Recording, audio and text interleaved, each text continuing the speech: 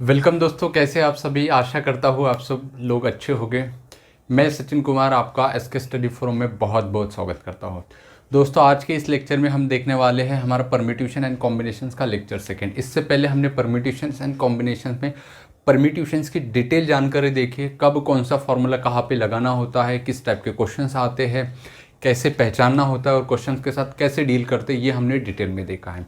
आज के इस लेक्चर में हम देखेंगे कि जो हमारा नेक्स्ट टॉपिक है कॉम्बिनेशंस की, कॉम्बिनेशंस के कितने फॉर्मूले होते हैं, कैसे फॉर्मूला लगाना होता है, कैसे क्वेश्चंस के साथ डील करना होता है और क्या फ़र्क होता है परम्यूटेशंस के क्वेश्चन में और कॉम्बिनेशंस के क्वेश्चन में। तो आइए फिर बढ़ते हैं हमारे क्लास की तरफ। तो कॉम्बिनेशंस को सबसे पहले हम ऐसे समझेंगे कि मान लेते हैं हमारे पास तीनों प्लेयर हैं। मान लेते हैं हमारे पास तीन प्लेयर हैं, कोई भी उनके नाम मान लेते, कंसिडर कर लेते हैं x y and z. X y and z, ये हमारे पास तीनों प्लेयर हैं। ठीक है, अब अगर हमें ये बोला जाए कि हमें ये तीनों प्लेयर में से कुछ प्लेयर को चूज़ करना है और एक टीम क्रिएट करना है, और उस टीम में दो पर्सन होनी चाहिए, दो प्लेयर होने चाहिए। ठीक है, क्वेश्चंस क्या है फिर से सुनिए कि हमारे पास प्लेयर है, कौन से प्लेयर है, एक्स वाई एंड जेड। कितने प्लेयर है भैया, तीन प्लेयर है। अब तीन प्लेयर में से हमें दो प्लेयर को चुनना है और एक टीम क्रिएट करना है।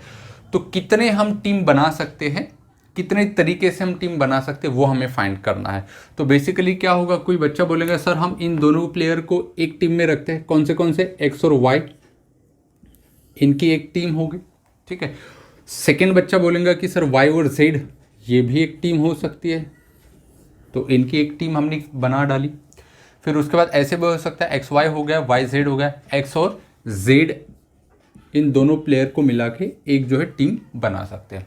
ठीक है, तो हमारे पास कितने टाइप्स के, कितने नंबर ऑफ टीम मिले, टीम 1, 2 एंड 3, मतलब तीनों वे से हम इस क्वेश्चन को सिलेक्ट कर सकते हैं। अब यहाँ पे ध्यान दीजिए, कोई बच्चा अगर ऐसे सोच रहा होगा कि सर एक्स वाई एक टीम हो गई, अब ऐसा भी तो हो सकता है कि वाई एक्स से एक टीम हो सकती है। तो अगर ऐसा जो बच्चा सोच रहा है तो ऐसे सोचो उसको कि ये वाली जो टीम है जिसमें एक्स और वाई प्लेयर हैं, और ये जो टीम है वाई और एक्स प्लेयर है, क्या दोनों टीम अलग अलग होगी? बिल्कुल नहीं होगी, एक ही तो टीम है। चाहे एक्स और वाई बोलो प्लेयर या फिर वाई और एक्स बोलो, टीम मेंबर तो वही है, मेंबर तो कोई चेंज नहीं आ रहा है। इसका मतलब है कि एक्स वाई बोलो या फिर वाई एक्स बोलो, ये दो टीम अलग अलग नहीं है, एक ही टीम है ना। अगर अलग अलग होती तो 6 टीम मिल जाते हमें, लेकिन ऐसा बिल्कुल भी नहीं है।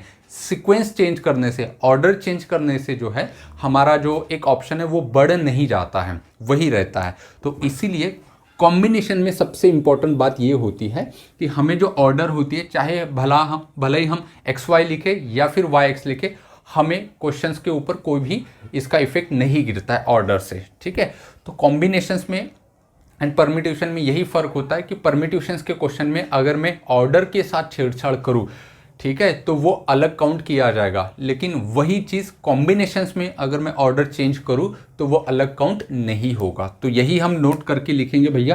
क्या नोट करके लिखेंगे कि in permutations, in combinations, order does not matter, order does not matter. ठीक है, और यही इंपॉर्टेंट पॉइंट है जो हमको परम्यूटेशंस एंड कॉम्बिनेशंस के दोनों क्वेश्चंस के सवाल को डिफरेंशिएट करना, यहाँ से हम कर सकते हैं कि ये जो पॉइंट है कि भैया परम्यूटेशंस का क्वेश्चन है या फिर कॉम्बिनेशंस का। तो एक ही हम चीज़ का ध्यान रखेंगे, क्या गिवन क्वेश्चन में जो ऑर्डर है उसको मैटर हो रहा है, ऑर्डर मैटर कर रहा है या फिर नहीं कर रहा है। ठीक है, चलिए फिर अब आगे बढ़ते हैं, देखते हैं कि कॉम्बिनेशन में जो वैरायटी ऑफ फॉर्मूले है वो कौन सा फॉर्मूला यूज़ करके हमको कॉम्बिनेशंस के क्वेश्चन सॉल्व करने होते हैं। आइए बढ़ते हैं अब आगे। अभी देखिए बच्चों, यहाँ पे जो फॉर्मूला हम लर्न करने वाले हैं ये कॉम्बिनेशंस के लिए लगाएंगे। परम्यूटेशंस का फॉर्मूला एनपीआर का होता है, वो हम ऑलरेडी डिस्कस किए हैं। अगर आपने वो वीडियो नहीं देखी, परम्यूटेशंस की बहुत बेसिक कंसेप्ट मैंने वहाँ पे पढ़ाई है, अगर आपको देखना है तो मैं डिस्क्रिप्शन बॉक्स में उसकी लिंक दे दूँगा। चलिए फिर उसके बाद कॉम्बिनेशंस का जो फॉर्मूला होता है वो होता है एनसीआर। यहाँ पे जो एन होगा वो होगा नंबर ऑफ ऑब्जेक्ट, कि कितने ऑब्जेक्ट हमें गिवन है, 4 ऑब्जेक्ट है, 5 ऑब्जेक्ट है, 6 ऑब्जेक्ट है, और आर यहाँ पे जो होगा वो होगा ऑब्जेक्ट टू बी सिलेक्टेड, मतलब नंबर ऑफ ऑब्जेक्ट कितने हमें सिलेक्ट करना है। अगर 5 ऑब्जेक्ट है तो 5 में से 3 करना है, 4 करना है, कितने चूज हमें करना है, वो होगा क्या हमारा आर। और फिर उसके बाद जो सी होगा वो होगा हमारा कॉम्बिनेशन। अगर यहाँ पे पी होता तो परमिटेशन होता, यहाँ पे सी है तो क्या होगा, कॉम्बिनेशन। क्या होता है भैया इसका फॉर्मूला, एनसीआर का फॉर्मूला होता है n factorial divided by n minus r factorial into r factorial. ठीक है, तो एन पी आर का फॉर्मूला और इसमें क्या अंतर होता है, तो एन पी आर का हमने फॉर्मूला देखा है, क्या होता है n factorial divided by n minus r का फैक्टोरियल, इतना होता है। यहाँ पे एक्स्ट्रा क्या लग चुका है, यहाँ पे आर फैक्टोरियल। क्यों, क्योंकि यहाँ पे आर फैक्टोरियल जितना बनेगा उतने हम उससे डिवाइड करने से हमें नंबर ऑफ ऑब्जेक्ट जो रहेंगे सिलेक्शन वो कम हो जाएंगे। क्योंकि परमिट्यूशंस में क्या होता है कि ऑर्डर मैटर करता है। अभी थोड़ी देर पहले जो एग्जांपल लिया था, अगर परमिट्यूशंस निकाले तो उसमें 6 परमिट्यूशंस हम निकाल सकते हैं, लेकिन इतने टीम नहीं बन सकते क्योंकि ऑर्डर मैटर नहीं करता है। इसलिए हम आर फैक्टोरियल से डिवाइड कर देंगे, उससे क्या होगा कि वहाँ पे जो नंबर ऑफ सिलेक्शन होंगे वो कम हो जाएंगे। ठीक है, चलिए अब बढ़ते हैं दोनों के फॉर्मूले में जो हमें एक रिलेशंस मिलेगा वो देखते हैं। कि यहाँ पे देखिए ये जो लिखा हुआ है n factorial divided by n minus r factorial, इसको हम एन पी आर तो लिख सकते हैं, तो एन सी आर क्या हो जाएगा, n c r equals to, इस ब्रैकेट को हम क्या लिख सकते हैं, एन पी आर लिख सकते हैं। ठीक है, इंटू 1/, इसको 1/r आर फैक्टोरियल लिख सकते हैं, 1/r आर फैक्टोरियल। तो आर फैक्टोरियल को उस साइड लेके जाएंगे तो एन पी आर का क्या फॉर्मूला मिलेगा, तो r n c r into r factorial. R factorial को लेफ्ट साइड लेके गए, तो ये दोनों में एक रिलेशंस होता है। वैसे बेसिकली हमें ये वाला फॉर्मूला याद रखना है कॉम्बिनेशंस के लिए। लेकिन क्वेश्चंस कभी कभी क्या होता है कि एन पी आर निकालने को बोला जाता है और एन सी आर गिवन होता है और नंबर ऑफ ऑब्जेक्ट हमें गिवन होते हैं, तो दोनों का मल्टीप्लिकेशंस करके हम एन पी आर भी निकाल सकते हैं। यहाँ से भी ये जो रिलेशन है दोनों परमिट्यूशंस एंड कॉम्बिनेशंस का, ये हमें याद रखना है। ठीक है, चलिए अब आगे बढ़ते हैं कि ये जो फॉर्मूला है एन सी आर, उसमें आर के हम अलग अलग वैल्यू रख सकते हैं। इसके लिए कंडीशंस क्या है कि भैया जो आर है वो क्या हो सकता है, लेस देन हो सकता है एन से, या फिर इक्वल हो सकता है। एन से बड़ा तो नहीं हो सकता है, हमेशा जो आर होगा या तो एन के इक्वल रहेगा या फिर एन से हमेशा छोटा ही रहेगा। ऐसा तो नहीं हो सकता है कि 5 ऑब्जेक्ट है और 5 में से 6 को हमें सिलेक्ट करना है, ऐसा बिल्कुल भी पॉसिबल नहीं है। ठीक है, तो ये कंडीशन भी हमें याद रखनी है। चलिए अब ऐसे देखो इसको कि अगर यहाँ पे आर के अलग अलग वैल्यू रखेंगे, सारे ऑब्जेक्ट सिलेक्ट करेंगे तो कितने हमें कॉम्बिनेशन मिलेंगे, या फिर केवल आर की वैल्यू अगर 1 रखेंगे या फिर आर की वैल्यू 0 रखेंगे, तो ये जो फॉर्मूला है वो हमें क्या मिलेगा। तो यहाँ पे ध्यान दीजिए, एनसीआर में एक एक हम देखते हैं कि आर की वैल्यू इक्वल टू 0 रखेंगे। आर इक्वल टू 0 रखना है मतलब एक भी सिलेक्ट नहीं करना है। जैसे मान लेंगे फॉर एग्जांपल कि तीनों हमारे पास प्लेयर है एक्स वाई जेड, इसमें से हमें एक भी प्लेयर को जो है वो चूज नहीं करना है। तो कितने तरीके हो सकते हैं, ज़रा ध्यान लगाइए, लॉजिकली सोचिए कि 3 प्लेयर है एक्स वाई जेड और तीनों में से मुझे एक भी प्लेयर नहीं चूज करना है। R is the number of selected person, तो एक भी सिलेक्ट नहीं किया है। तो कितने तरीके से ये कर सकते हैं, केवल एक ही तरीका हो सकता है कि किसी को भी मत चूज करो, सबको छोड़ दो, एक ही तरीका है और कोई दूसरा तरीका ही नहीं है। तो r इक्वल्स टू 0 लेने पे एनसीआर कितना आना चाहिए, 1 आना चाहिए, ये हम चेक कर लेते हैं। चलिए एनसीआर का फॉर्मूला क्या होता है, n factorial divided by n minus r factorial into r factorial. तो यहाँ पे NC 0, r की वैल्यू 0, तो क्या मिलेगा n factorial divided by n minus r की वैल्यू तो 0 है, तो n minus 0 that is n factorial into 0 factorial 1 आएगा। ये दोनों कैंसिल, सिर्फ बचेगा 1। तो हमेशा ये याद रखिएगा कि अगर कोई भी गिवन ऑब्जेक्ट में से मैं एक भी ऑब्जेक्ट को सिलेक्ट नहीं करता हूँ तो नंबर ऑफ कॉम्बिनेशंस कितने मिलेंगे, हमेशा 1 ही मिलेगा। अगर यहाँ पे सेकेंड केस देखते हैं कि n इक्वल्स टू आर हो गया या फिर r इक्वल्स टू n हो गया, r इक्वल्स टू n हो गया, मतलब हमें उतने नंबर ऑफ ऑब्जेक्ट सिलेक्ट करने हैं जितने ऑलरेडी प्रेजेंट है। मतलब अगर 5 हमें गिवन ऑब्जेक्ट है तो 5 में से 5 को सिलेक्ट करना है। कितने तरीके से कर सकते हैं, जैसे मान लेंगे कि हमारे पास अगेन वही तीनों प्लेयर है एक्स वाई और जेड और हमें तीनों में से तीनों को एक टीम क्रिएट करना है। तो कितने तरीके से कर सकते हैं, एक ही तरीका होगा, तीनों को चूज करना पड़ेगा हमें, है ना। तो इसका मतलब है कि n इक्वल्स टू आर आने पे भी क्या होगा, पर कॉम्बिनेशंस कितने मिलेंगे, एक ही मिलेगा। चेक कर लेते हैं, यहाँ पे फॉर्मूला होता है n factorial divided by n minus r into r factorial. तो यहाँ पे r की वैल्यू n होगी, तो r की वैल्यू n माइनस n कितना होगा, 0 फैक्टोरियल 1 होगा। ठीक है। तो यहाँ पे again r equals to n हो गया, तो n factorial, numerator and denominator cancel हो गया, सिर्फ बचा कितना 1। तो यहाँ पे एन सी और आर की वैल्यू भी 1 है, आर की वैल्यू भी एन है, तो कितना मिलेगा 1 ही मिलेगा। ठीक है, बहुत सिंपल है। जो परम्यूटेशंस है एंड कॉम्बिनेशंस के दोनों के क्वेश्चंस में हम डिफरेंशिएट बिल्कुल आसानी से कर सकते हैं, यहाँ पे ऑर्डर मैटर नहीं करता है। और हर एक क्वेश्चन हम ऐसे ट्रीट करेंगे कि जैसे हमें एक टीम क्रिएट करना है, कि टीम में क्या होगा कि कन्फ्यूजन आप लोगों का नहीं होगा, चाहे आप एक्स वाई लो या फिर वाई एक्स लो, दोनों टीम अलग अलग नहीं है, एक ही टीम होगी। ठीक है, तो यहाँ पे अब सब अगर सिलेक्ट करना है तो नंबर ऑफ टीम या फिर नंबर ऑफ कॉम्बिनेशन एक ही बनेंगे। एक भी प्लेयर हमें सिलेक्ट नहीं करना है, मतलब आर इक्वल टू 0, वहाँ पे भी नंबर ऑफ कॉम्बिनेशन जो है वो कितने मिलेंगे 1 ही मिलेगा। एक्चुअली कॉम्बिनेशन क्या देता है हमें, नंबर ऑफ वे, कि इतने वे से हम सिलेक्ट कर सकते हैं। ठीक है, चलिए फिर उसके बाद हम आगे बढ़ते हैं। यहाँ पे बच्चे कंफ्यूज हो जाते हैं कि किसी को भी सिलेक्ट नहीं करना है तो यहाँ पे एक टीम कैसे बनी है। तो मैं ध्यान दिला दूँ आप लोगों को, ये जो 1 आया है ये नंबर ऑफ टीम नहीं है, ये 1 क्या है, नंबर ऑफ वे। ऐसे करने का, अगर तीनों प्लेयर है एक्स वाई जेड, तीनों में से मुझे एक भी प्लेयर को सिलेक्ट नहीं करना है, तो ऐसे करने के कितने मेरे पास वे है, कितने तरीके हैं, कितने चांसेस है, तो केवल एक ही चांस है। कौन सा, कि सबको रिजेक्ट कर दो, तो सबको रिजेक्ट कर दिया तो एक ही चांस है, किसी को नहीं लेना है, वही तो होता है मतलब आर इक्वल्स टू 0 का। ठीक है, तो यहाँ पे कंफ्यूज नहीं होना है कि सर यहाँ पे अगर मैंने किसी को भी सिलेक्ट नहीं किया तो एक टीम कैसे बनेगी, तो ये 1 टीम नहीं है, वो तो नंबर ऑफ वे है। ठीक है, of selecting none of the object. चलिए फिर अब आगे बढ़ते हैं।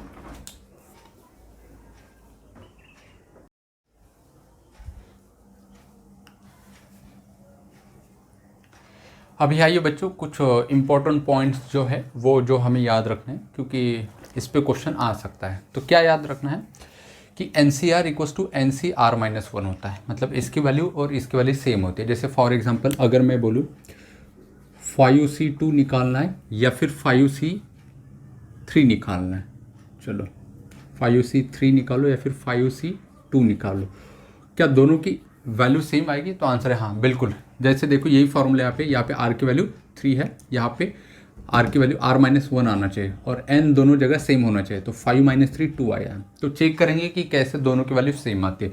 तो यहाँ पे हम कॉम्बिनेशन का फॉर्मूला लगाएंगे, तो ये क्या मिलेगा, 5 factorial divided by 5 - 3 2 factorial into r factorial that is 3 factorial, ये हमें मिलेगा।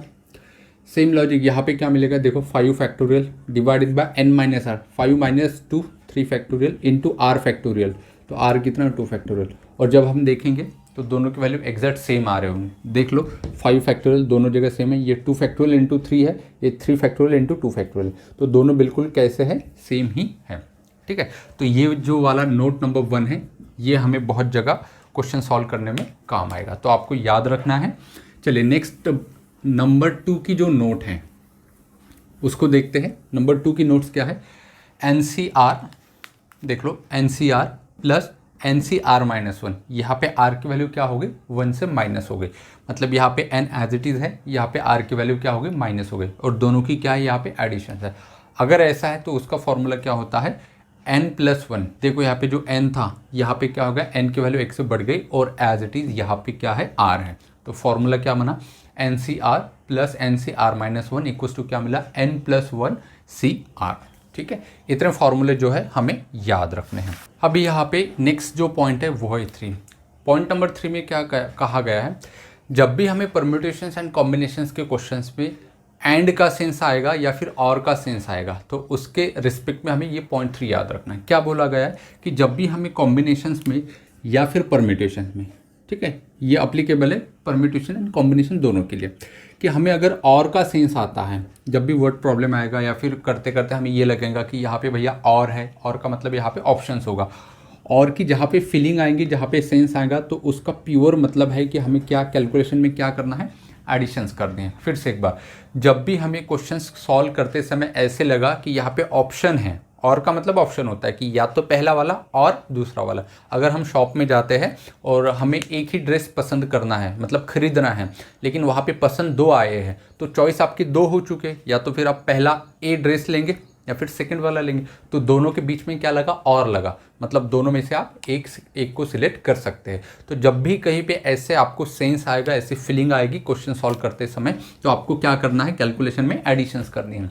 ठीक, अब यहाँ पे जब भी क्वेश्चंस में हमें एंड का सेंस आएगा, नेक्स्ट क्या है, यहाँ पे और का सेंस आई थी, और की फीलिंग आई थी, यहाँ पे क्या लगना चाहिए, एंड आना चाहिए। एंड का मतलब कंपलसरी, इंटरसेक्शन, मतलब क्या कि अगर हमें ड्रेस खरीदना है तो ड्रेस में शर्ट भी होगी और पैंट भी होगी, दोनों लेना है, शर्ट भी है और पैंट भी है। ऐसे नहीं है कि शर्ट लेना है और नहीं आएगा बीच में, हमें एक ड्रेस कंप्लीट लेना है तो ड्रेस में शर्ट भी आएगा बेटा और पैंट भी आएगा। तो इसका मतलब है हमें बीच में फीलिंग जो है वो किस चीज़ की आ रही है, एंड की, मतलब दोनों ज़रूरी है, दोनों एक साथ लेने हैं। तो जहाँ पे भी ऐसी फीलिंग आएगी, ऐसा सेंस आएगा एंड का, तो उस बात का मतलब होगा कॉम्बिनेशन में एंड परमिटेशन कॉम्बिनेशन हो या फिर आगे चल के प्रोबेबिलिटी भी, तो वहाँ पे हमें क्या करना है, कैलकुलेशन में मल्टीप्लिकेशंस करना है। ये बहुत सबसे इम्पॉर्टेंट पॉइंट है जहाँ पे बच्चे जो है वो गलत कर देते हैं। ये पॉइंट का जो है बच्चों को ध्यान नहीं रहता है, एंड की जगह पे वो एडिशंस कर लेते हैं और जहाँ पे और है वहाँ पे मल्टीप्लिकेशंस कर देते हैं।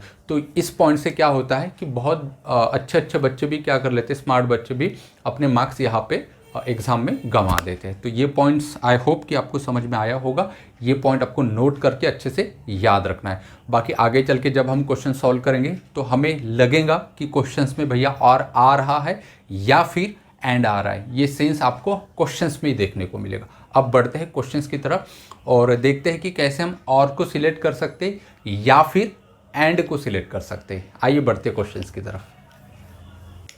अभी एक सवाल लेते हैं, क्वेश्चंस बोर्ड पे लिखा है, ट्राई करते हैं इसको सॉल्व करने का। क्या है, there is 2 men and 3 women. Okay, हमारे पास 2 मेन हैं एंड 3 वुमेन हैं, 2 पुरुष है 3 महिला है। A committee of 3 person is to be form. हमें क्या करना है, एक कमिटी क्रिएट करना है, राइट। और उस कमिटी में कितने पर्सन होने चाहिए, 3 पर्सन होने चाहिए, और हमें पता नहीं है कि कितने लेडीज़ है एंड कितने हमें जेंट्स लेना है या फिर मेन लेना है और वुमन लेना है, लेकिन उसमें उस कमेटी में 3 पर्सन लेने हैं, राइट। हो सकता है 2 मेन हो 1 वुमन हो सकता है एक ही मैन हो, 2 मैन हो 1 वुमन हो सकता है तीनों के तीनों वुमन हो, ताकि उस कमेटी में कितने पर्सन आने चाहिए, 3 पर्सन आने चाहिए। ठीक है, ये क्वेश्चंस के पीछे की जो चल रहा होगा पैरेलल में प्रोग्राम वो ऐसे चलना चाहिए, राइट। फिर उसके बाद is to be form, in how many way can this be done. तो हमें वही पूछा गया है, तो कितने वे से हमें 3 पर्सन की एक कमेटी हम क्रिएट कर सकते हैं, बना सकते हैं, ये पूछा गया है। ठीक है, ये पहला सवाल। दूसरा सवाल ये है कि हमने जो कमेटी बनाई है, हो सकता है उसमें तीनों वुमन हो सकता है 2 वुमन हो, एक क्या मेन हो सकता है कि 2 मेन हो 1 वुमन हो, ऐसे बहुत सारे वे हो गए हमारे पास, राइट। अब उसमें क्या पूछा गया है, how many of this committee would consist of 1 man and 2 woman. तो ऐसे कितने कमिटी उसमें होगी टोटल कमिटी में कि उसमें भैया 2 वुमेन हो सकती है और 1 मैन हो सकता है, ये सवाल है, राइट। अब या तो हम ट्रेडिशनल मेथड से कर सकते कि हमारे पास 2 मेन हैं तो M1 एंड M2 हो गया, फिर हमारे पास 3 वुमन हैं तो W1 W2 W3, तो कॉम्बिनेशंस कर करके आप पूरा एक लंबा प्रोग्राम बना के सॉल्व कर सकते हो। ये तरीका है उसको सॉल्व करने का, लेकिन ये हम यहाँ पे अप्लाई नहीं करेंगे, यहाँ पे हम फॉर्मूले से इसको सॉल्व करेंगे। आइए देखते हैं कैसे सॉल्व करेंगे भैया फॉर्मूले से। तो देखो हमारे पास 2 मेन हैं एंड 3 वुमेन हैं, तो हमने बोला है सॉल्यूशंस में यहाँ पे कि 2 मेन हैं एंड 3 वुमेन हैं, तो टोटल कितने हैं हमारे पास, 5 पर्सन हैं, दैट इज द टोटल। अब इस टोटल में से 5 पर्सन हमारे पास है। अब कमेटी में कितने लोग चाहिए, 3 लोग चाहिए, तो n की वैल्यू कितनी होगी हमारे पास 5, और हमें सिलेक्ट कितने करने, इस 5 में से एक कमेटी के अंदर कितने होने चाहिए, रैंडमली 5 पर्सन होने चाहिए। तो r की वैल्यू जो है selection number of object to be select that is 3। अब हम लगाएंगे फॉर्मूला NCR का क्या होता है, n factorial divided by n minus r का फैक्टोरियल इंटू r फैक्टोरियल, ये फॉर्मूला कॉम्बिनेशंस का होता है। ठीक, अब सवाल ये है कि ये क्वेश्चन जब एग्जाम में आएगा तो आपको समझना है कि ये परम्यूटेशंस का है या फिर कॉम्बिनेशंस का है, समझो, नहीं तो बहुत बच्चे इसको परम्यूटेशन से सॉल्व कर लेते हैं। अब ये क्योंकि क्वेश्चंस कमेटी क्लियर लिखा हुआ है, चाहे कमेटी हो या फिर टीम हो, है ना, ऐसे जो सिलेक्शन होगा वो 100% कॉम्बिनेशंस का सवाल होगा भैया। ठीक, चलिए अब क्वेश्चंस को सॉल्व करते हैं। एन की वैल्यू 5 रखो, आर की वैल्यू 3 रखो, तो क्या मिलेगा हमें 5c3। तो कितना मिलेगा 5 फैक्टोरियल डिवाइडेड बाय n-3 कितना 2 फैक्टोरियल इंटू 3 फैक्टोरियल। इसको जब हम सॉल्व कर रहे होंगे तो हमें कितना मिलेगा 5 फैक्टोरियल को हम 5 इंटू 4 इंटू 3 फैक्टोरियल से कैंसिल करते हैं और 2 फैक्टोरियल 2 होता है। ठीक है, ये 2 टू द 4 5 टू द 10। तो हम ऐसे 10 कमिटी बना सकते हैं जिसमें कितने पर्सन हो गए 3 पर्सन हो गए। ठीक है, तो टोटल हमारे पास टीम बोलो या फिर कमिटी बोलो कितने आए, जिसमें 2 मेन एंड 3 वुमेन में से 3 पर्सन हैं। तो ऐसे 10 हमारे पास कॉम्बिनेशंस आ चुके हैं। अब इस सवाल पे बढ़ते हैं। उसी में नेक्स्ट सवाल है, how many of this committee would consist of 1 man and 2 women. अब ये बहुत बेहतरीन सवाल है। अगर आपको ये क्वेश्चन सॉल्व करने में फॉर्मूला से अगर आपको कोई दिक्कत नहीं जाती है तो मैं ये कह सकता हूँ कि आप लोगों को कॉम्बिनेशंस का कैसा भी सवाल आए आप आराम से सॉल्व कर सकते हो। देखिए इस क्वेश्चन को कैसे सॉल्व करना है, तो यहाँ से उसको सॉल्व करेंगे।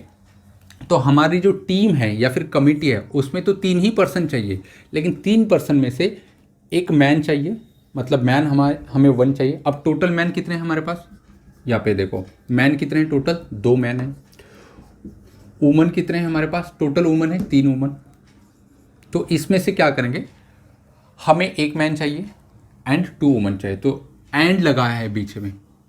अब इससे पहले जो नोट लिखा था मैंने क्या बोला था कि जहाँ पे भी क्वेश्चंस में एंड की फीलिंग आए, एंड का सेंस आए, आपको क्या करना है मल्टीप्लिकेशंस करना है,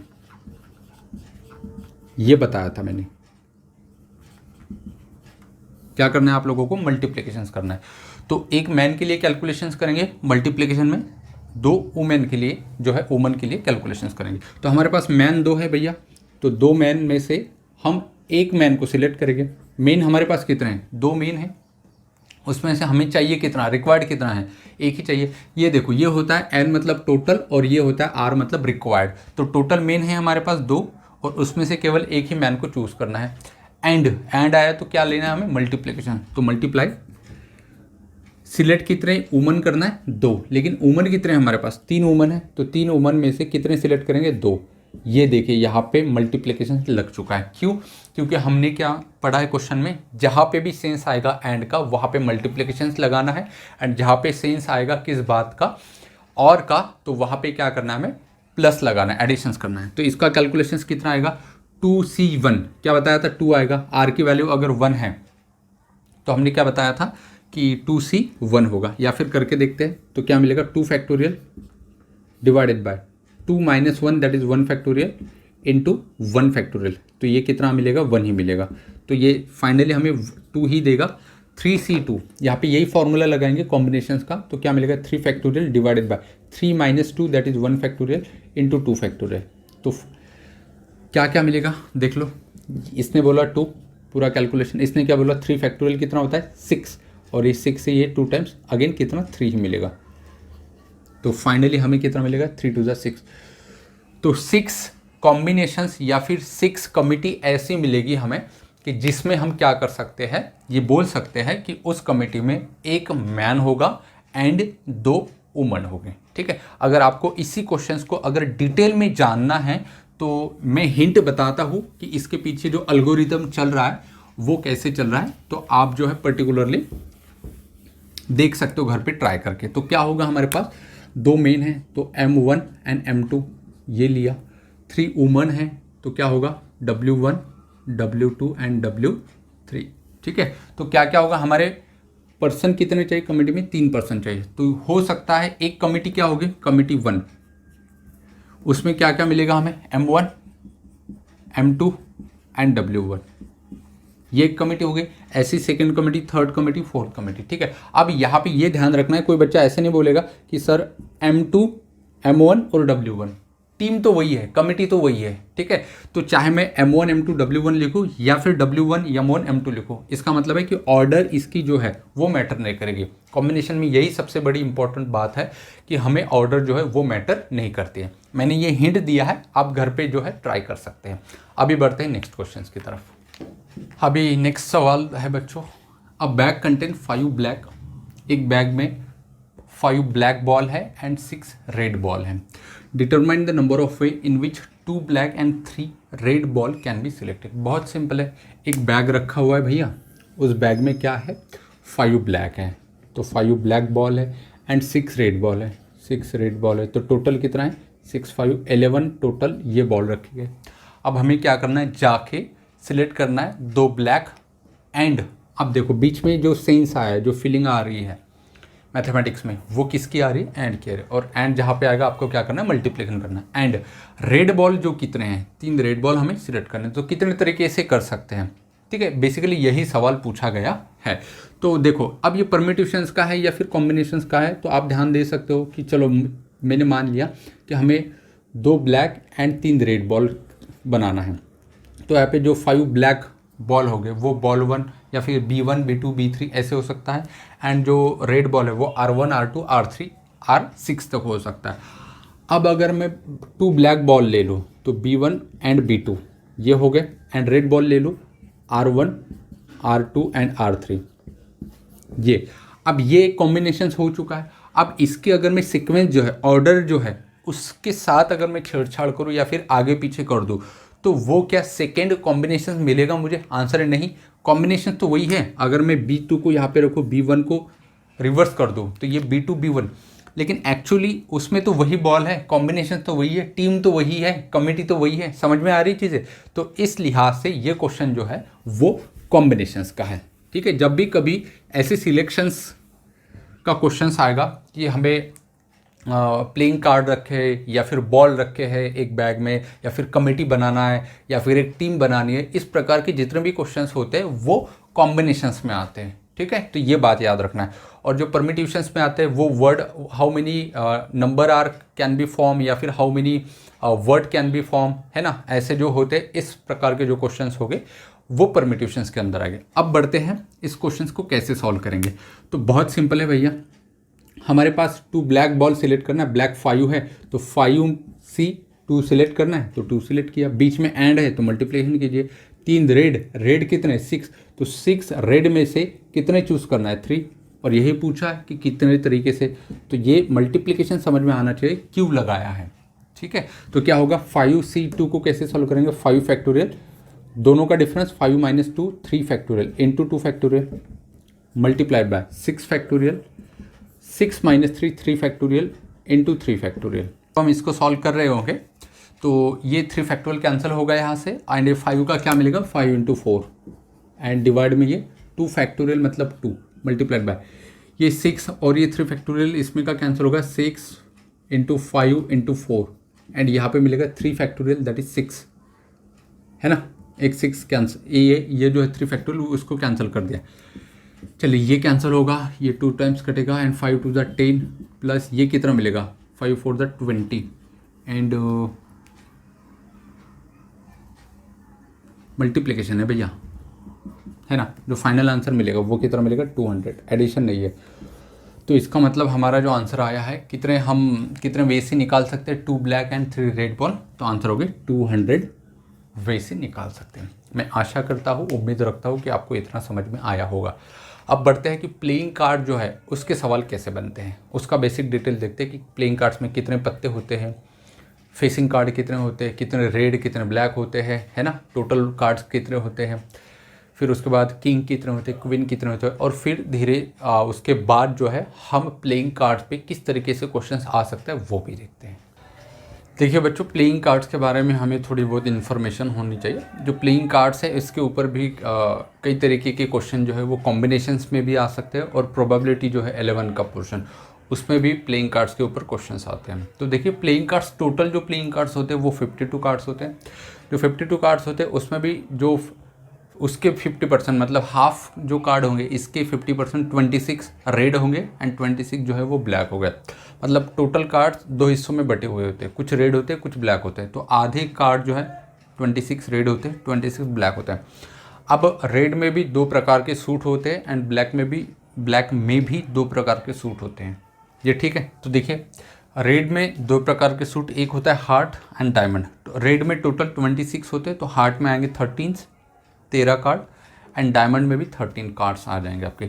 सिमिलरली ब्लैक में 2 सूट होते हैं, एक क्लब होता है एंड स्पेड होता है, तो क्लब में 13 कार्ड आएंगे एंड जो स्पेड है उसमें भी 13 कार्ड आएंगे। तो ऐसे कुल मिला के जो हर एक सेट में 13 कार्ड होंगे, तो टोटल कार्ड जो है वो 52 हमें मिलेंगे। ये ठीक है। चलिए अब आगे बढ़ते हैं। ये जो है heart, diamond, club and spade, इसको हम बोलेंगे क्या, इसको हम बोलेंगे कि ये सूट है हमारे, ठीक है, कि देयर आर 4 सूट एंड कितने कलर है, तो रेड एंड ब्लैक है, तो टोटल कार्ड्स 52 है। अभी देखते हैं आगे कि टोटल सूट हमारे पास 4 है, कौन से heart, diamond, club and spade.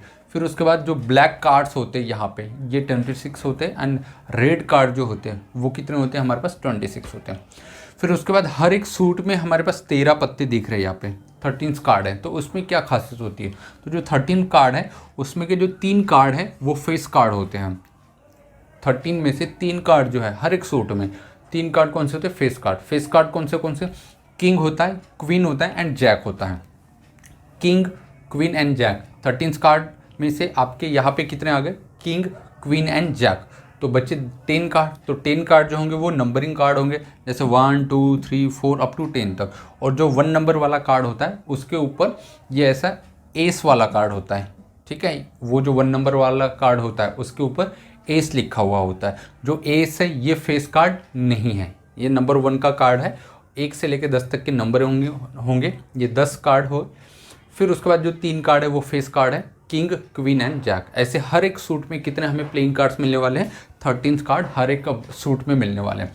फिर उसके बाद हम देखेंगे कि टोटल जो है फेस कार्ड जो है वो कितने होते हैं। तो हम जानते हैं कि हर एक सूट में किंग, क्वीन, जैक होने वाले, तो यहाँ पे 3 कार्ड, यहाँ पे 3 फेस कार्ड, यहाँ पे 3 एंड यहाँ पे 3, तो 3 × 4 हमें 12 कार्ड जो मिलेंगे भैया। यहाँ पे 12 कार्ड हमारे लिए क्या बनेंगे, 12 कार्ड टोटल फेस कार्ड मिलेंगे। फिर उसके बाद किंग टोटल कितने होते हैं, तो हर एक सूट में एक एक किंग होता है, हर एक सूट में क्वीन होती है और हर एक सूट में जो है वो हमारा जैक भी होता है। तो टोटल किंग हमारे आ जाएंगे 4, टोटल किंग 4 आ जाएंगे और टोटल जैक जो है वो 4 आ जाएंगे। इसकी इन्फॉर्मेशंस बहुत अच्छे से पता होना चाहिए हमें, क्योंकि बहुत सिंपल तरीके के क्वेश्चंस हमें पूछे जाते हैं एंट्रेंस एग्जाम में, तो हमें इसकी इन्फॉर्मेशन होनी चाहिए। अब आइए आगे बढ़ते हैं, देखते हैं कि इसके ऊपर हम कैसे क्वेश्चंस हमें पूछा जा सकता है। अभी आइए बच्चों देखते हैं क्वेश्चन जो है हमारे प्लेइंग कार्ड्स के ऊपर कैसे कॉम्बिनेशंस का सवाल बनता है। ठीक है, एक ही क्वेश्चन है, उसमें लगभग हम उसके 5 केसेस हम देखने वाले हैं। ठीक है, तो सबसे पहले आपको क्या करना है, जो बोर्ड पे क्वेश्चंस लिखा हुआ है उसको डिटेल में पढ़ना है और फिर उसके बाद जो एक एक क्वेश्चन है उसको भी पढ़ना है, ताकि सारी हिडन इन्फॉर्मेशन, सारी क्लियरिटी जो है आपके सामने आनी चाहिए। तो पहले क्वेश्चन पढ़ेंगे। बोला गया what is the number of way of choosing a 4 card from a pack of 52 playing cards in how many way of this. मतलब हमें क्या करना है कि जो 52 प्लेइंग कार्ड्स है उसमें के जाके हमें कितने कार्ड ड्रॉ करना है, 4 कार्ड ड्रॉ करना है। देखिए 10 तक जो क्वेश्चंस थे हमें कि 52 में से 1 कार्ड ड्रॉ करना है, तो वो जो प्रोबेबिलिटी में क्वेश्चंस आए थे वो बहुत सिंपल थे। लेकिन यहाँ पे अगर एक से ज़्यादा अगर चीज़ें हमें सिलेक्ट करनी हैं, टोटल 52 कार्ड्स है और उसमें से 4 कार्ड ड्रॉ करना, तो हमें फॉर्मूला कॉम्बिनेशंस का लगने वाला है। ठीक है, अगर एक ही कार्ड को मुझे चूज़ करना है तो वो सिंपल प्रोबेबिलिटी का क्वेश्चन होगा। जब प्रोबेबिलिटी आप पढ़ेंगे वहाँ पे भी देखोगे। लेकिन जब भी आप एक से ज़्यादा 2 कार्ड, 3 कार्ड या फिर 4 कार्ड अगर आपको चूज़ करना है तो वो क्वेश्चन कॉम्बिनेशन से ही सॉल्व हो पाएगा। देखिए कैसे करना है। सबसे पहले ऐसे समझो कि हमारे पास 52 कार्ड रखे हैं और हमें जाके 4 कार्ड ड्रॉ करना है। हो सकता है चारों के चारों किंग हो सकता है चारों के चारों जो है वो किंग हो सकता है चारों रेड हो सकता है चारों ब्लैक हो, है ना, हो सकता है चारों के चारों कार्ड जो है वो नंबर 2 वाले निकले, कुछ भी हो सकता है। समझ रहे हो चीज़ को। ठीक है, तो वो बताना है हमें कि कितने वे से निकाल सकते हैं, पहली बात। फिर यहाँ पे उन्होंने पूछा है first case 4 card of the same suit, मतलब जो हमने तरीके से निकाले हैं 52 कार्ड में से 4 कार्ड जो ड्रॉ किए हैं उसमें के ऐसे कितनी बार होगा कि 4 card of the same suit, मतलब सेम सूट में से ही चारों के चार कार्ड निकल के आ सके। अब सेम सूट का क्या मतलब है, हमारे पास 4 प्रकार के सूट होते हैं, डायमंड होता है, हार्ट होता है, स्पेड होता है, क्लब होता है। तो चारों कार्ड जो है वो एक ही सूट में क्या है, या फिर जो कार्ड होंगे वो हमारे डायमंड के होंगे तो चलेगा, या फिर क्लब के होंगे तो भी चलेगा, हार्ट के भी चलेगा, या फिर स्पेड के भी चलेगा। चारों कार्ड एक ही सूट के होने चाहिए। ये बात समझ में आ गई। फिर उसके बाद case number 2, 4 card belongs to 4 different suit.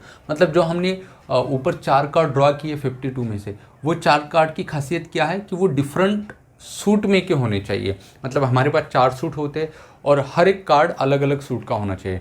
मतलब क्वेश्चंस को क्या कहना है कि हर सूट में का एक एक जो है वो कार्ड लेना है। डायमंड का एक कार्ड, फिर उसके बाद जो है क्लब का, स्पेड का एंड हार्ट का एक एक। ठीक है, तो हर सूट का एक एक इस केस में हमें कार्ड निकालना है। फिर नंबर 3 आर फेस कार्ड। मतलब जो हमने 4 कार्ड निकाले 52 कार्ड में से, ये चारों के चारों क्या होने चाहिए, फेस कार्ड होने चाहिए। इस बात की जो है कितने कॉम्बिनेशन बन सकते हैं, कितने तरीके से हम निकाल सकते हैं उस कार्ड को, तो ये पूछा है। और फिर उसके बाद है 2 are red card and 2 are black card. जो 4 कार्ड निकाले उनमें से 2 कार्ड जो है वो रेड होने चाहिए एंड 2 कार्ड जो है वो ब्लैक होने चाहिए। तो कितने तरीके से निकाल सकते हैं, बेसिकली वो पूछा गया है। फिर उसके बाद लास्ट पूछा है card are the same colour. Same colour के होने चाहिए, मतलब जो हमने 4 कार्ड ऊपर निकाले वो सेम कलर के, या चारों के चारों ब्लैक होना चाहिए, या फिर चारों के चारों जो है वो रेड होने चाहिए। ठीक है, मैं आशा करता हूँ, उम्मीद रखता हूँ कि आपको अभी क्वेश्चन समझ में आया होगा। अब हम बात करते हैं इसके सॉल्यूशंस के ऊपर। तो सबसे पहले हम देखेंगे कि भैया 52 कार्ड में से अगर हमें 4 का ड्रॉ करना है तो कितने तरीके हो गए। तो n की वैल्यू कितनी है हमारे पास, तो n की वैल्यू हो गई 52 और r की वैल्यू कितनी हो गई हमारे पास, r की वैल्यू 4। हमें 52 कार्ड में से कितने निकालने हैं, 4 कार्ड निकालने हैं। तो क्या होगा, NCR का फॉर्मूला लगाएंगे। क्या होता है NCR का formula, n factorial divided by n minus r का फैक्टोरियल इंटू आर का फैक्टोरियल। तो ये अगर लगाएंगे तो 52C4 ये लग चुका होगा। तो क्या आएगा यहाँ से, 52 फैक्टोरियल डिवाइडेड बाय 52 माइनस 4 जो है वो 48 आएगा फैक्टोरियल इंटू 4 फैक्टोरियल। तो इसका जो आंसर है वो क्या मिलेगा, 52 एंड ये 48, ये कैंसिल होगा। 52 इंटू 51 इंटू 49 डिवाइडेड बाय ये 4 फैक्टोरियल को हम क्या लिखेंगे, 4 इंटू 3 इंटू 2 इंटू 1। जब कैंसिल करेंगे तो हमें फाइनली आंसर जो है वो मिलेगा। मैं डायरेक्ट आंसर लिखता हूँ 270 एंड 725। ये आ गए total number of way to draw 4 card out of the 52 card. ठीक है, 2,70,725 ऐसे वे हो गए जिसमें हम 52 कार्ड में से 4 कार्ड निकाल सकते हैं। ये ठीक है, ये टोटल हमारे पास वे आ गए। तो इसको हम नोट डाउन कर लेंगे 270,725। ठीक है, अब हम आगे बढ़ते हैं, केस नंबर 1 की तरफ बढ़ते हैं। केस नंबर आप एक बार पढ़ लीजिएगा कैसे सॉल्व करना है। तो क्या बोला गया है, 4 card of the same suit. मतलब चारों के चारों जो है वो सूट सेम सूट के होने चाहिए। तो यहाँ पे हमारे पास, जैसे कि मैंने लेक्चर के स्टार्टिंग में एक नोट लिखा के दिया था आपको कि कॉम्बिनेशंस में आपको सेंस आने वाला है, या फिर और का होगा या फिर एंड का होगा। ठीक है, या तो फिर आपके पास जो है वो ऑप्शन होगा या फिर कंपल्शन होगा। तो हमारे पास क्या है, ये क्वेश्चंस में दिया है 4 card of the same suit. अब हमारे पास 4 सूट हैं, कौन से डायमंड होते हैं, फिर उसके बाद हार्ट होता है, क्लब होता है और स्पेड होता है। तो जो हमारे 4 कार्ड है वो सेम सूट के होने चाहिए। मतलब चारों के चारों डायमंड हो गए। उसके बाद चारों के चारों जो है वो हार्ट भी हो सकते हैं, चारों के चारों जो है वो आपका जो स्पेड है एंड क्लब है वो भी हो सकते हैं। तो हमारे पास अभी ऑप्शन है या फिर हमारे पास जो है कंपल्शन है। तो चारों के चारों कार्ड जो है वो अगर डायमंड आ गए तो हमें चलेगा, चारों कार्ड हमें निकालना। ये चारों के चारों डायमंड आ गए, देखिए सेम सूट के हो गए। तो हमने बोला चारों डायमंड के आ गए। ठीक है, चारों के चारों जो है वो भैया कार्ड डायमंड के आ गए। तो हमें चलेगा क्या, हमने बोला हाँ चलेगा। या फिर चारों के चारों जो हार्ट के आ गए तो चलेगा क्या, अगर चारों कार्ड अगर हार्ट के आ गए तो चलेगा, बिल्कुल चलेगा। वैसे या तो फिर ये सिचुएशन होगी या तो फिर ये सिचुएशन होगी, नीचे भी हो सकता है और क्या हो सकता है, क्लब भी हो सकता है और स्पेड भी हो सकता है। मतलब हमारे पास या तो फिर ये आंसर होगा या फिर ये आंसर होगा, या फिर क्लब के हो गए या फिर हमारे पास स्पेड के हो गया। मतलब या फिर इंग्लिश में इसका मतलब होता है और, मतलब हमें सेंस जो मिल रहा है वो और का मिल रहा है। या तो फिर ये आंसर होगा और ये आंसर होगा, या तो फिर नीचे वाला क्लब, या फिर उसके भी नीचे जो है वो स्पेड का आंसर होगा। मतलब हमें जो सेंस आ रहा है वो और का आ रहा है। तो कैलकुलेशन में और के लिए क्या करना पड़ेगा, मैंने बताया था एडिशंस करना पड़ेगा। तो सबसे पहले सूट देखो, पहले बात करेंगे डायमंड की। तो डायमंड के कितने टोटल कार्ड्स होते भैया, ठीक है, डायमंड के जो टोटल कार्ड है वो 13 होते। तो 13 में से हमें सिलेक्ट कितने करने हैं, 4 ही करना है। ये हो गए डायमंड। या फिर आप जो है वो हार्ट के भी निकाल सकते हो, तो या फिर के लिए हमने ऐड कर दिया। तो हार्ट, टोटल हार्ट कितने होते हैं 13, तो 13 हार्ट में से आपको 4 जो है वो चूज़ करना है। फिर उसके बाद ऐसे भी हो सकता है कि आप क्लब के जो है वो चूज़ कर ले, तो टोटल क्लब के कार्ड होते 13 और 4 सिलेक्ट करना है। या फिर ऐसे भी हो सकता है कि आप स्पेड के सिलेक्ट करें, तो टोटल है आपके पास 13 × 4 C1। तो ये एडिशन जहाँ पे आया है ना, ये मसला समझना है आपको कि सेंस आ रहा है आपको ऑप्शंस का, मतलब आपके पास ऑप्शन होना चाहिए। ये होगा तो भी चलेगा, या फिर ये हुआ तो भी चलेगा, या फिर इन दोनों में से, ठीक है, मतलब आपके सामने ऑप्शन है। तो एक ही चीज़ की 4 बार एडिशंस है, तो 4 टाइम हम कर लेंगे 13 C4।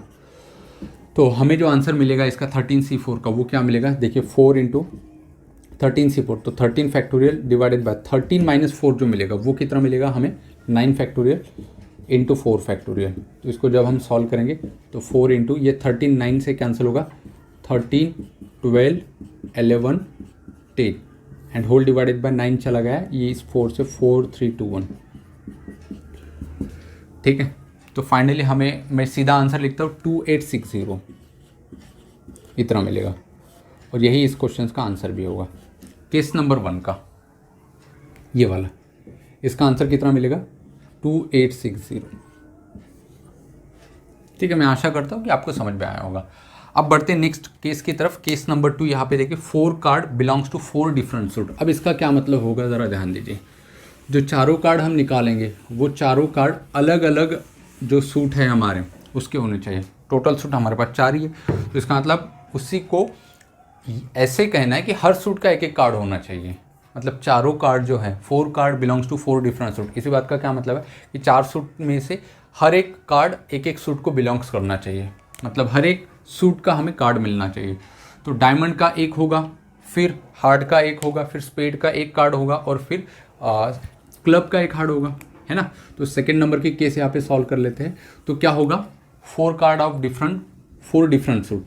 तो 13 हमारे पास डायमंड है, तो डायमंड में से कितने सिलेक्ट करना है, एक ही। फिर उसके बाद यहाँ पे ऑप्शन होगा या फिर कंपल्सन होगा। सोच के देखो, सेंस एंड का आएगा या फिर और का आएगा। तो जो 13 ये डायमंड है, चलिए मान लेते पहले ये डायमंड है, तो डायमंड में से हमने कितने उठाया, डायमंड में से एक ही उठाया। फिर उसके बाद एक कार्ड हमें हार्ट में से उठाना है, एक स्पेड में से, और एक हमें क्लब में से। तो हमें कंपल्सन हुआ, क्यों, क्योंकि हमें टोटल कार्ड तो 4 आने चाहिए, मतलब एक डायमंड का लेना है, एंड के लिए मल्टीप्लिकेशन हार्ट का भी लेना है। तो हार्ट के टोटल कितने होते भैया 13, उसमें का एक कार्ड उठाया, 13 डायमंड से एक कार्ड निकाला, एंड का मतलब मल्टीप्लिकेशन, 13 हार्ट में से एक कार्ड निकाला, एंड क्लब जो है, क्लब 13 होते हैं उसमें का एक कार्ड निकाला, एंड स्पेड। तो क्लब के बाद स्पेड भी 13 होते हैं उसमें का एक कार्ड निकाला, तो एंड आया इसलिए मल्टीप्लिकेशंस लगा, ठीक है। यही इंपॉर्टेंट बात है इसमें कि कब मल्टीप्लिकेशन लगेगा, कब एडिशंस लगेगी। तो एक ही चीज़ का मल्टीप्लिकेशन 4 बार है, तो क्या लिखेंगे 13C1 rest to the power, इसका कितना होगा 4। और हम जानते हैं 13C1 जो है ये क्या होगा, 13C1 मतलब 13 ही होगा, ठीक है। फिर उसके बाद 13 में से अगर एक ही कार्ड निकालना है तो 13 तरीके से निकाल सकते हैं ना, उसका पावर 4, और 13 रेस्ट टू द पावर 4, यही इसका फाइनल आंसर भी होगा क्वेश्चन नंबर 2 का, 13 रेस्ट टू द पावर 4। मैं आशा करता हूँ, उम्मीद रखता हूँ कि आपको केस सेकंड जो है वो समझ में आ चुकी होंगी। केस नंबर 3 को देखिए, आर फेस कार्ड, मतलब जो हमने 4 कार्ड निकाले हैं, जो हमने 4 कार्ड निकाले हैं वो क्या होने चाहिए, फेस कार्ड होने चाहिए, मतलब चारों के चारों फेस कार्ड होने चाहिए। अब टोटल फेस कार्ड कितने होते हैं हमारे पास 12, अब 12 में से वो 4 कार्ड निकालना पड़ेगा। तो हमें थर्ड केस को सॉल्व कैसे करना पड़ेगा, टोटल फेस कार्ड कितने होते हैं, 12 होते हैं, उसी फेस कार्ड में से हमें कितने निकालने हैं, 4 कार्ड निकालने हैं, बस यही सिचुएशन है, इसके अलावा कुछ भी इसमें नहीं है। तो क्या होगा 12 फैक्टोरियल डिवाइड बाय 12 माइनस 4 कितना होता है 8 फैक्टोरियल इंटू 4 फैक्टोरियल। क्या आएगा इसका सोल्यूशन, ये 12 ये 8 के साथ कैंसिल होगा, 12 11 10 इंटू 9 राइट। फिर उसके बाद आएगा 4 3 2 1 4 3 2 1। तो ये बहुत सिंपल होता है, यहाँ पे ये 4 3 ज़ा एंड ये 3 3 गेट कैंसिल, ये 2 5 टाइम्स, और ये पूरा कैलकुलेशंस करोगे तो आपको मिलेगा 495। ठीक है, ये आंसर आ गया हमारा केस नंबर 3 का 495। अब केस नंबर 4 की तरफ बढ़ते हैं, ये केस नंबर 3 था, केस नंबर 4 की तरफ बढ़ते हैं। केस नंबर 4 क्या है ज़रा पढ़िए, 2 are red card and 2 are black. मतलब जो 4 कार्ड निकालने हैं, 4 में से जो है वो क्या होने चाहिए, कंपलसरी रेड के होने चाहिए, और 2 कार्ड जो है वो कंपलसरी ब्लैक के होने चाहिए। तो देखिए हमें 4 कार्ड निकालने, रेड के लिए जाएंगे, रेड कितने चाहिए, हमें 2 कार्ड निकालने हैं, रेड के कितने चाहिए, 2 कार्ड रेड के होने चाहिए। तो टोटल रेड कितने होते हैं 26, तो 26 कार्ड में से 2 निकाले, ये 26 रेड है उसमें के 2 निकाले, एंड बीच में देखो सेंस एंड का आया, खुद क्वेश्चन नहीं बोला है, एंड का मतलब मल्टीप्लिकेशन। अब हमें निकालना ब्लैक, हमें ब्लैक कितने चाहिए, 2 ही ब्लैक चाहिए। ब्लैक होते कितने, 26 ब्लैक होते 26, उसमें के 2 निकाला। तो एक ही चीज़ 2 बार मल्टीप्लिकेशन है, तो इसको कैसे लिखेंगे 26C2 उसका स्क्वायर। इसको कैसे सॉल्व करेंगे, तो 26 का factorial divided bye 26 minus 2 24 factorial into 2 factorial. तो ये क्या मिलेगा 26, और ये स्क्वायर है इसका, इसको नहीं भूलना है। तो 26 इंटू 25, और ये 24 कैंसिल हुआ, और नीचे 2 फैक्टोरियल का मतलब 2 होता है, तो इसका स्क्वायर, ये 2 टाइम्स कटेगा 13, और फाइनली 13 इंटू 25 जो मिलेगा वो मिलेगा 325 उसका स्क्वायर, और 325 का स्क्वायर जो होता है वो आएगा आपका 10625। ठीक है, 105 आएगा आपका यहाँ पे 105,625, ये आपका फाइनल आंसर आएगा 105,625। मैं आशा रखता हूँ कि आपको इतना समझ में आया है। तो केस नंबर 4 का जो आंसर आया वो कितना आया 105,625। अब लास्ट केस है हमारा, कौन सा केस, केस नंबर 5। क्या बोला गया है केस नंबर 5 में, कार्ड आर सेम कलर, मतलब जो हमने 4 कार्ड निकाले वो सेम कलर के होने चाहिए, चारों के चारों कार्ड सेम कलर के होने चाहिए। अब सेम कलर का क्या मतलब होता है कि कलर 2 ही हमारे पास प्लेइंग कार्ड में, या तो फिर रेड है या तो फिर ब्लैक है। तो उसने क्या बोला है कि चारों या तो फिर रेड के होने चाहिए चारों के चारों कार्ड, या फिर चारों के चारों ब्लैक होने चाहिए, चारों के चारों ब्लैक होने चाहिए। अब हमारे पास ऑप्शन है या फिर कंपल्सन है, हमें सेंस किस बात का मिलता है, एंड का मिलता है या फिर और का मिलता है।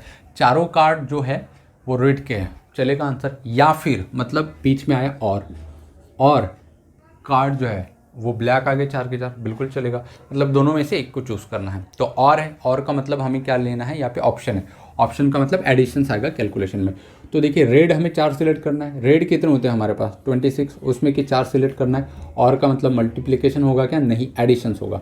फिर ब्लैक 4 ड्रॉ करना है, तो टोटल ब्लैक 26C4, एक ही चीज़ 2 बार लिखी गई है, तो क्या होगा x + x 2x टाइप, तो क्या मिलेगा 2 टाइम्स 26C4। तो सॉल्व कर लेंगे 26 फैक्टोरियल, एनसीआर का इसको फॉर्मूला लगाया, 26 माइनस 4 कितना मिलेगा 22 फैक्टोरियल इंटू 4 फैक्टोरियल। तो चलिए क्या आएगा ये 22 इसके साथ कैंसिल, तो ये 26 25 24 एंड 23 डिवाइड में क्या मिलेगा 4 फैक्टोरियल कितना होता है 4 3 2 1। जब हम इसको रिड्यूस करेंगे तो सीधा मैं डायरेक्ट आंसर निकालता हूँ, वीडियो ज़्यादा लंबी ना बने। और इसको तो सॉल्व करना मैंने पहले ही परमिट्यूशंस वाले वीडियो में बताया 29। तो इसका जो आंसर आया है इसका वो कितना है 29900, दैट इज़ द आंसर। ठीक है, तो इस प्रकार से बच्चों क्वेश्चंस को हमें डील करना होता है। हर कॉम्बिनेशंस का अगर प्लेइंग कार्ड्स के ऊपर क्वेश्चंस आएगा तो सिर्फ हमें इस बात के ऊपर फोकस करना है हर कॉम्बिनेशंस के क्वेश्चंस की तरफ कि भैया हमें एंड का सेंस आता है या फिर और का सेंस आता है, बाकी तो सेम चीज़ें हैं। ऐसे ही हमें कुछ क्वेश्चन जो वो जब हम प्रोबेबिलिटी पढ़ेंगे तो वहाँ पे भी देखने को मिलेगी। ठीक है, आई होप, मैं उम्मीद रखता हूँ कि आज का पूरा लेक्चर आपको समझ में आया होगा। अगर आपको कहीं पे भी दिक्कत जाती है तो आप कमेंट बॉक्स में कमेंट ज़रूर कीजिएगा, कोई भी दिक्कत अगर है तो। अगर आपको ये सेशंस अच्छा लगता है तो लाइक कीजिए, अपने दोस्तों के साथ इस चैनल को सब्सक्राइब कीजिए और शेयर करके ही आप लोग जो है इस चैनल को सपोर्ट कर सकते हैं। थैंक यू सो मच, मिलते हैं नेक्स्ट लेक्चर में।